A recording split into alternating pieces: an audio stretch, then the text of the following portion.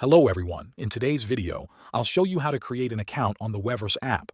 To start, you'll need to have the Weverse app on your phone. If you don't have it yet, download the app. Once it's installed, open the app. When the app opens, you'll see a welcome screen. At the bottom, there's a button that says Join Login. Tap on that to continue. Now you'll see different sign-up options. You can use your Google account, Apple ID, X account, or your email. In this tutorial, I'll show you how to sign up using an email address. Start by typing your email in the box. Make sure you type it correctly.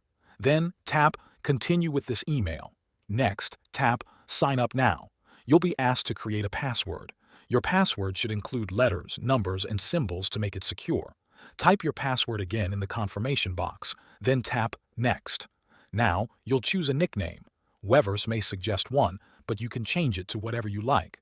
After that, tap Next again.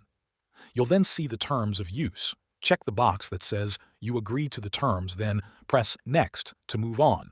To finish setting up, open your email inbox and find the message from Weverse. Tap the Verify Email button in that message. Once it's confirmed, you'll return to the app. That's all you need to do to create a Weverse account. Thanks for watching.